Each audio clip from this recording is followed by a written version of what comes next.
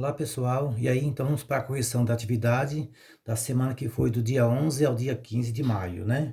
Então vamos para a correção da atividade fornecida pela Secretaria de Educação, tá? Na área de matemática. Então nós tínhamos lá um gráfico demonstrando algumas catástrofes de algumas cidades, precisamente da região sudeste, né? No caso, mostrando que Rio de Janeiro teve 25 catástrofes em um determinado período, São Paulo 19, Belo Horizonte 11 e Vitória 5. E aqui vem as questões. Analisando o gráfico, que cidade brasileira houve, no caso, né, houve maior volume de chuva nesse período, que foi 2015 até janeiro de 2020. Então, qual foi a cidade que teve o maior índice? Pelo gráfico, a gente já está demonstrando, no caso, que já está até em vermelho, no caso, o Rio de Janeiro, né, a capital do Rio de Janeiro, que tem pelo mesmo nome, que foi a que teve o maior número de catástrofes, cerca de 25. Cidade que teve o menor índice no período. Aí nós vendo, analisando, a gente vê que foi Vitória, que teve apenas 5. Que cidade ocupou o segundo lugar no índice de chuva no período? Que teve o segundo, analisando o gráfico, a gente vai ver que foi São Paulo, que teve 19. Primeiro, Rio de Janeiro e segundo, São Paulo. A letra D, que trouxe confusão para muitos de vocês, né, como chegaria a resolução, vamos a ela agora. Juntando os índices de São Paulo, tá aqui, Belo Horizonte e Vitória, passa em quanto de Rio de Janeiro? Quer dizer, juntando a catástrofe que teve nessas três cidades, quanto é que ela vai superar Rio de Janeiro? Então, para isso, a gente vai ter que fazer uma operação de adição, né? Somar São Paulo, que é 19, mais Belo Horizonte, que é 11, mais Vitória, que é 5. Fazendo continha, a gente encontrou 35. Para encontrar o quanto superou, a gente faz uma continha de subtração.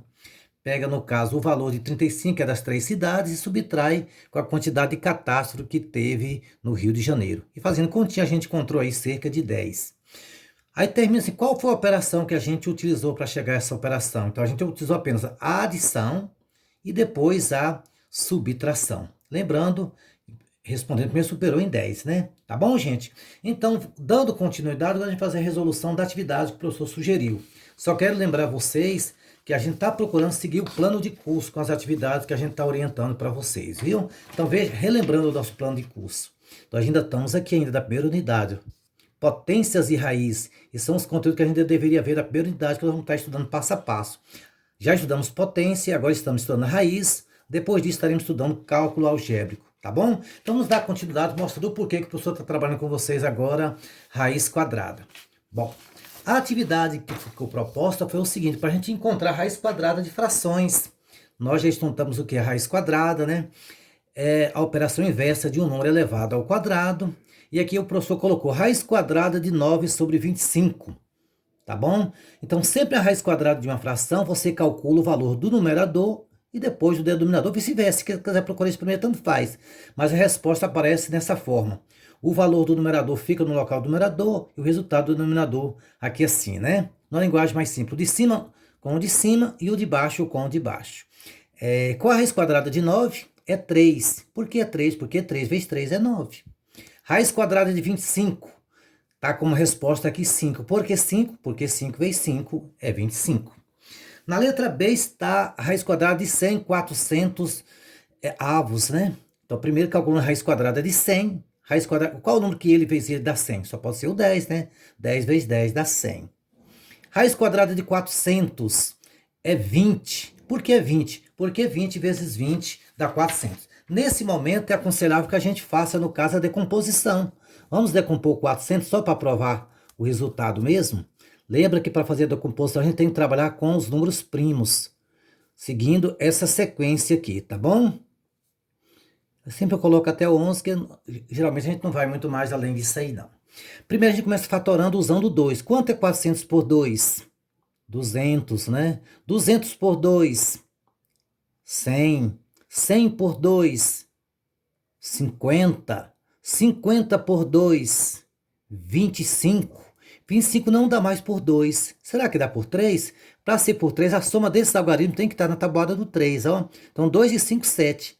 O 7 não está na tabuada do 3, então não é divisível por 3. Aí a gente vai para o próximo, que é o 5. É divisível por 5? Viu? Ó, todo número que termina com 5 ou termina com 0, ele divide por 5. No caso, 25 é divisível por 5. 25 por 5 dá 5 e 5 por 5, que dá 1. Quando você fez a decomposição em fatores primos, você ajunta os pares desse número, ó, pares com o mesmo número. Se formou pares é porque existe uma raiz quadrada. É só multiplicar, viu? 2 vezes 2, 4. 4 vezes 5. Apareceu a resposta ali, tá vendo? O 20. Tá bom? Aí deu 10, 20 avos. Quando aparece assim, se você quiser simplificar, é bom. Porque os livros didáticos sempre trabalham com esse número na forma simplificada. Se essa questão estivesse lá no seu livro didático, que você vai receber, não vai aparecer a resposta assim. Você vai encontrar isso aqui como resposta. Porque ele virá simplificado. Você faz assim, 10 dividido por 10 dá 1. E 20 dividido por 10, que dá 2. Tá bom? Bora para a próxima. 144, 225 avos. Ali tá 12, 15. Vamos ver o porquê?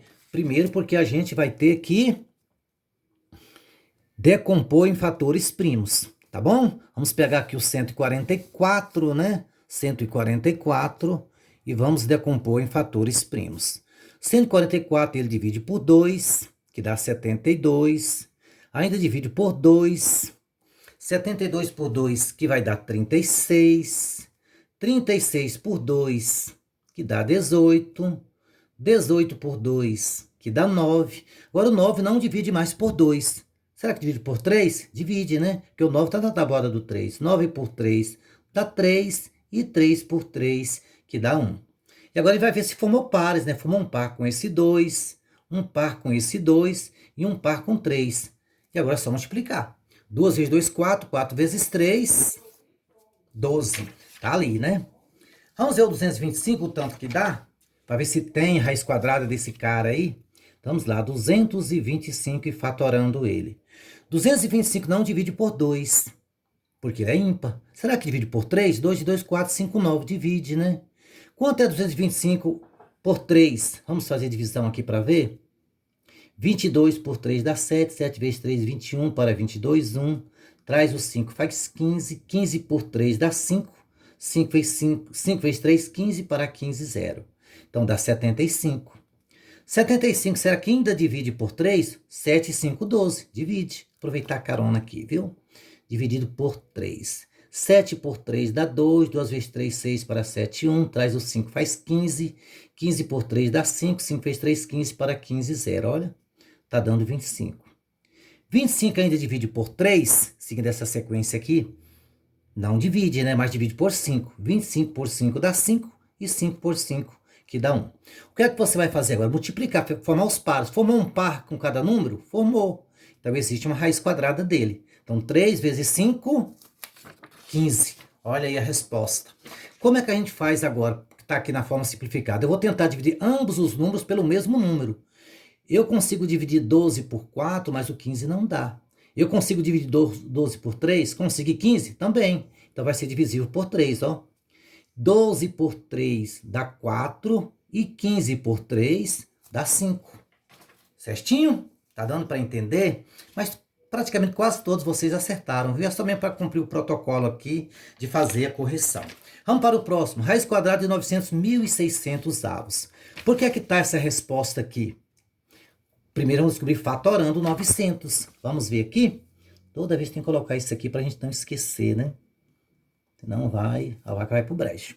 Então, vamos pegar o 900 e vamos fatorar. 900 dá para dividir por 2? Dá, não dá? Que dá 450, que é metade de 900. 450 dá por 2? Dá. Qual a metade de 450? 225. 225 a gente divide por 2? Não, né, gente? Porque ele é ímpar. Será que divide por 3? 2 e 2, 4, 4, 5, 9. Então, divide por 3. Fizemos continha nesse instante ali, lembra? Que vai dar, no caso, 225 por 3, 75. 75 ainda dá por 3, que dá 25. 25 não dá mais por 3, mas dá por 5. 25 por 5 dá 5. E 5 por 5, que dá 1. Formou pares com o mesmo número? Formou um par com 2, um par com 3 e um par com 5. Então, existe uma raiz quadrada. Quem é? A gente multiplica isso aí. 2 vezes 3, 6. 6 vezes 5, 30. Vou pegando aqui 5 vezes 3, 15. 15 vezes 2, 30. Por isso que aparece o 30 ali. Tá vendo? Vamos ver o 1.600 agora? Bora fazer aqui de lado? Vamos. 1.600 dividido. Bom, 1.600 ele é par, então ele divide por 2. 1.600 por 2. 800. 800 é par, então divide por 2, que dá 400. 400 por 2, qual a metade de 400? Isso mesmo, 200. 200 ainda divide por 2. Quanto é 200 dividido por 2? Se você pensou no 100, pensou certo. Então, 200 por 2 dá 100. 100 ainda divide por 2, não divide? Que dá quanto? 50. 50 por 2, 25. Pronto. E 25 divide por 2? Não, né? Porque 25 é ímpar. E nem divide por 3, porque a soma desses algarismos não está na tabuada do 3. Então não é divisível, mas é por 5. 25 dividido por 5, que dá 5. E 5 por 5, que dá 1. O que nós vamos saber se tem a raiz quadrada desse cara? Formar pares. Tem um par com 2, um par com outro 2, um par com outro 2 e um par com 5. Vamos fazer continha? 2 vezes 2, 4. 4 vezes 2, 8. 8 vezes 5, 40.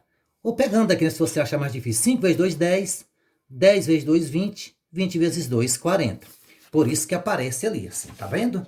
Por que tá 3 quartos? Porque tá na forma simplificada, tá bom? Quando você estiver fazendo questões, for olhar lá no livro didático, sei lá, no finalzinho do livro, né, que todo mundo gosta de dar aquela olhadinha, então sempre vai estar a resposta desse jeito, porque ela vai estar na forma simplificada, tá bom? 3 quartos é mesmo do que 30 de 40. Então eu pego 30 dividido por 10, que dá 3, 40 por 10, que dá 4. Tá bom, gente? Então tá ok, até a próxima semana, próxima aula, se Deus nos permitir, tá ok?